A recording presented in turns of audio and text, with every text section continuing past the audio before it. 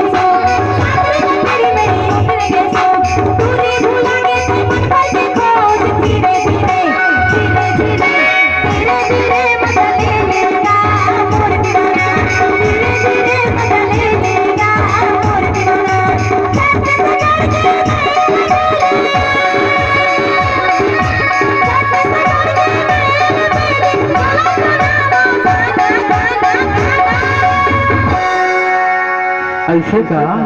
एक तेरा कैसे हो मजा आता है? मजे आती नहीं आए नहीं हुए थोको नहीं आई इतनी हंस रही है अत्ता हंस रही है आई ना अत्ता मान झान करे यार ये टूरी मन फसियार के मर जाएंगे। ठीक है तू हर मन बार अत्ता मेहनत करत है और तू कह दी नहीं बतावे जल्दी मंगावे थी देखा बा थोड़ा थोड़ा ठीक है धीरे धीरे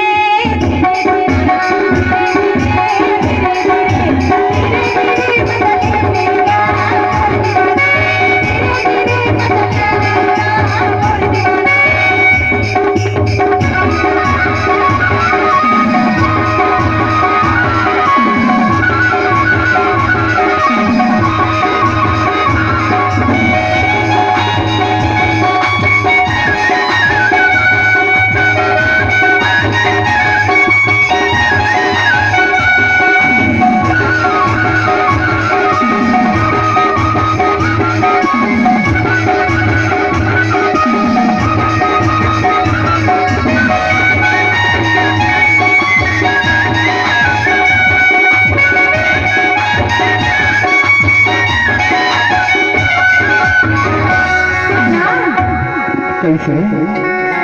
तो कैसे हो का के तो जानता है का कहता अरे जब तक पूरा मन हवे हां ठीक है। ये गंबैया गांव के जत्था टूरे पर हवे सब ला देख ले टूरी के लिपस्टिक ला छाका ऐसे का सब ला देख ले लाइन से और सुना वो कुर्सी बना फोर्स वाले मन बैठे उनु मन ला देख लेगा उनु मन ये टूरी के झुमका ला छाका थे यही ना तो बैठू तो मैं हां का ते हां धीरे धीरे मजा ले ले कैथा तो ओए खरबस से ताके देवा ऐसे कब मौका मिले तब मैं हम मजा ले सकूं बहुत कैथा गा का कैथा बताओ ऐसे बता दे बता दो और कहानी बता नहीं बता बिना लेना बता दो बता दो मजा